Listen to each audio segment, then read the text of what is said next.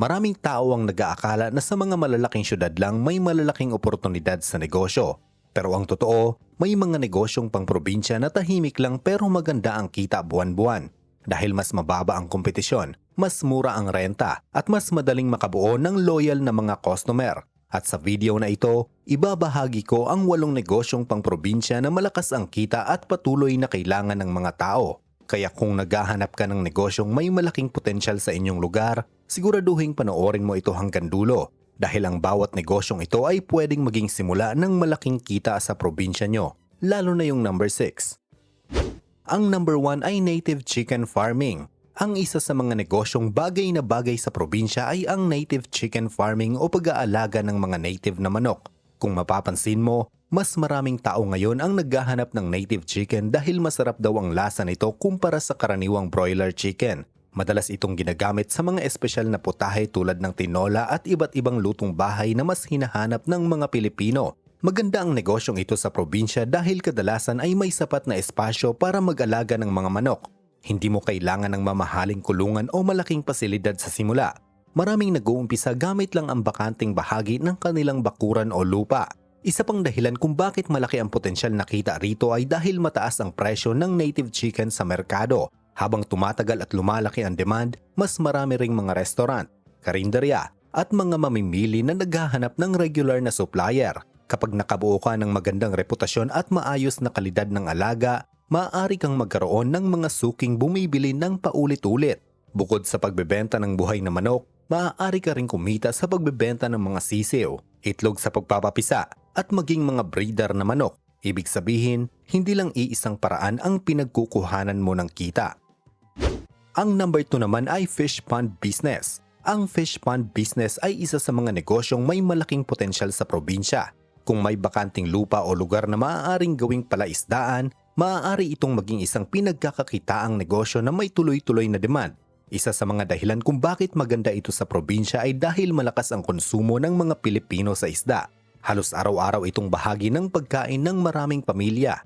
Dahil dito, laging may merkado para sa mga isdang tulad ng tilapia, bangus, hito at iba pang karaniwang alaga sa palaisdaan. Maganda ang negosyong ito dahil habang lumalaki ang mga isda, hindi mo kailangan bantayan ang mga ito buong araw. Kapag maayos ang pagpapakain at pangangalaga, maaari silang lumaki at maihanda para sa bentahan pagdating ng tamang panahon. Maraming may-ari ng palaisdaan ang nagsisimula sa maliit at unti-unting nagpapalawak habang dumarami ang kanilang kita. Isa pang malaking bentahin nito ay ang posibilidad na makabenta ng maramihan. Maaaring direktang bumili ang mga tindero sa palengke, mga restaurant, karinderya, fish vendors at maging mga reseller. Kapag nakabuo ka ng mga regular na buyer, mas nagiging tuloy-tuloy ang bentahan at mas madaling planuhin ang susunod na produksyon.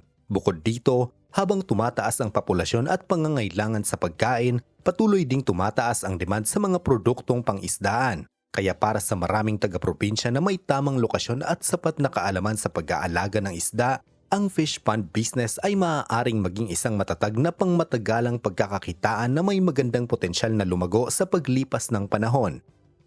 At bago ang number 3, kung bago ka lang dito, baka pwedeng pakilike nitong video at pakipindot na din ang subscribe button. Malaking tulong na ito sa ating channel at para lagi ka ring updated sa mga susi sa pagyaman videos. Ang number 3 ay coconut trading. Ang coconut trading o pagbili at pagbebenta ng niyog ay isa sa mga negosyong bagay na bagay sa maraming probinsya sa Pilipinas. Kung nakatira ka sa lugar na maraming niyogan, may malaking oportunidad kang kumita dahil ang niyog ay isa sa mga produktong laging kailangan ng iba't ibang industriya.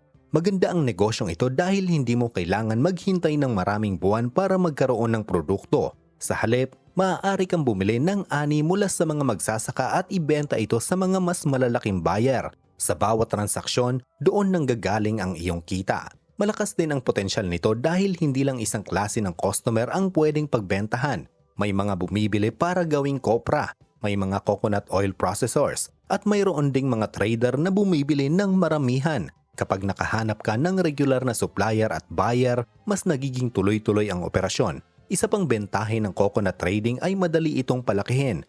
Maaari kang magsimula sa maliit na volume at unti-unting dagdagan habang lumalaki ang iyong kapital at network ng mga kliyente. Dahil sa malawak na supply ng niyog sa maraming probinsya at sa patuloy na pangangailangan ng merkado, ang coconut trading ay nananatiling isa sa mga negosyong may magandang potensyal para sa mga naghahanap ng pagkakakitaan sa kanilang lugar. Ang number 4 ay farm supply store. Kapag usapang probinsya, isa sa mga hanap buhay na hindi nawawala ay ang pagsasaka. Kahit anong mangyari, kailangan magtanim ng mga magsasaka dahil dito nang gagaling ang malaking bahagi ng ating pagkain. Pero para magawa nila iyon, kailangan ng mga binhi, abono, pesticides, feeds, at iba pang gamit sa bukid. Dito pumapasok ang oportunidad sa farm supply store. Magandang negosyo ito dahil hindi lang isang klase ng customer ang pwede mong pagsilbihan. Pwede mong maging customer ang mga magsasaka, poultry owners, hog raisers, at iba pang may kaugnayan sa agrikultura. Dahil regular nilang kailangan ang mga produktong ito, may posibilidad na paulit-ulit silang bumili. Isa pa, maraming farm supplies ang binibili kada taniman o kada alaga ng hayop. Ibig sabihin, hindi lang minsanan ang bentahan. Kapag naging kilala ang tindahan mo bilang maayos ang serbisyo at kumpleto ang paninda, mas malaki ang tsansang bumalik ang mga customer sa iyo kaysa maghanap pa sa ibang lugar. At dahil agrikultura ang isa sa pangunahing industriya sa maraming probinsya, nananatiling mataas ang pangangailangan sa farm supplies. Kaya kung nasa tamang lokasyon ka at marunong kang mag-manage ng inventory, ang farm supply store ay maaaring maging isang matatag at pangmatagalang negosyo na may magandang potensyal kumita. Ang number 5 naman ay palay buying and trading. Kapag panahon ng anihan sa probinsya, isa sa pinakamalalaking problema ng maraming magsasaka ay kung saan nila agad maibebenta ang kanilang ani. Hindi naman lahat ay may direktang koneksyon sa mga rice mill o malalaking buyer. Kaya kadalasan, umaasa sila sa mga palay traders para mas mabilis nilang maibenta ang kanilang produkto. Dito pumapasok ang oportunidad sa palay buying and trading. Sa negosyong ito, bumibili ka ng palay mula sa mga magsasaka at pagkatapos ay ibinibenta ito sa mga rice mill o iba pang mamimili. Kapag maayos ang iyong sistema at presyo, maaari kang kumita sa bawat transaksyon. Maganda ito sa probinsya dahil dito matatagpuan ang karamihan ng mga palayan sa bansa.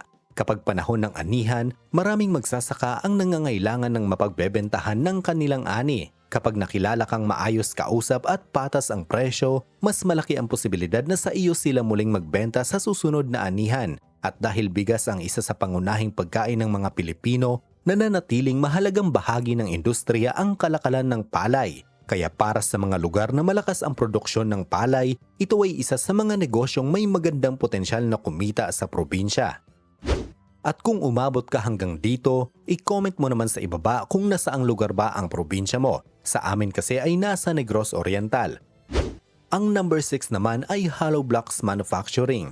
Ito ay isa sa mga negosyong hindi gaanong napapansin pero may malaking potensyal na kumita sa probinsya. Isipin mo na lang, sa tuwing may ipapatayong bahay, bakod, apartment o kahit maliit na tindahan, isa sa mga pangunahing materyales na kailangan ay hollow blocks. Dahil dito, may tuloy-tuloy na pangangailangan para sa produktong ito sa maraming lugar. Maganda rin ang negosyong ito dahil hindi praktikal para sa mga kontraktor at nagpapatayo ng bahay na kumuha pa ng hollow blocks mula sa malalayong lugar. Bukod sa dagdag gasto sa transportasyon, mas mataas din ang posibilidad na masira ang mga ito habang binabiyahe. Kaya madalas silang naghahanap ng supplier na malapit sa kanilang proyekto. Kapag nakagawa ka ng matibay at dekalidad na hollow blocks, maaari kang magkaroon ng mga regular na customer tulad ng mga kontraktor, hardware stores at mga nagpapatayo ng bahay. At habang patuloy ang pagdami ng mga construction projects sa maraming probinsya, nananatiling mataas ang demand para sa produktong ito.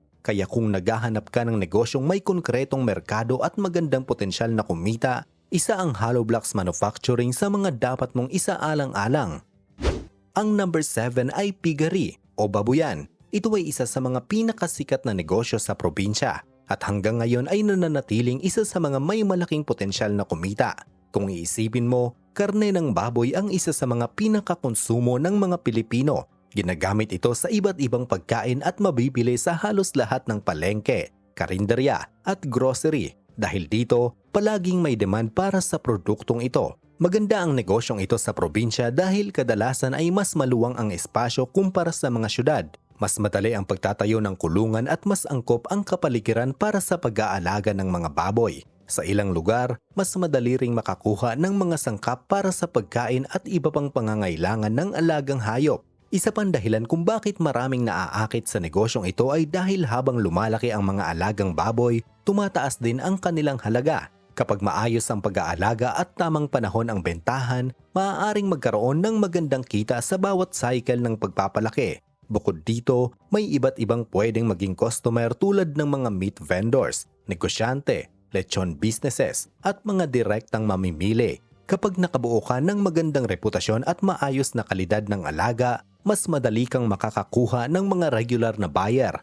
Kaya para sa mga probinsyang may sapat na espasyo at mataas na demand para sa karne ng baboy, ang piggery ay isa sa mga negosyong may matatag na merkado at magandang potensyal na kumita sa pangmatagalan.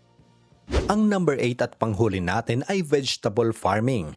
Ang vegetable farming o pagtatanim ng gulay ay isa sa mga negosyong bagay na bagay sa probinsya. Ito ay dahil ang gulay ay kabilang sa mga produktong regular na binibili ng maraming Pilipino para sa kanilang araw-araw na pagkain.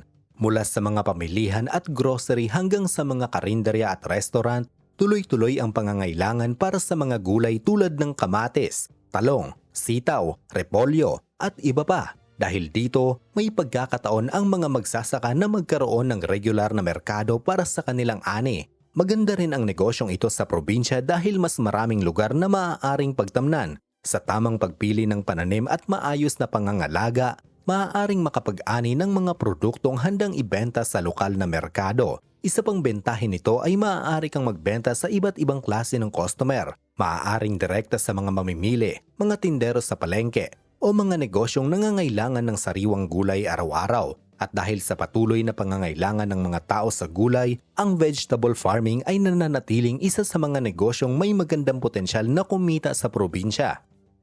At iyan ang 8 negosyong pang-probinsya na malakas ang kita. Tandaan, hindi kailangan na sa malaking syudad para magkaroon ng matagumpay na negosyo. Sa katunayan, marami sa mga pinakamagagandang oportunidad ay matatagpuan mismo sa mga probinsya kung saan mababa ang kompetisyon at mas malapit ang koneksyon sa mga customer. Ngayon, gusto kong malaman ang opinyon mo. Alin sa mga negosyong nabanggit sa video ang pinakagusto mong subukan sa probinsya nyo? I-comment mo ang iyong sagot sa ibaba.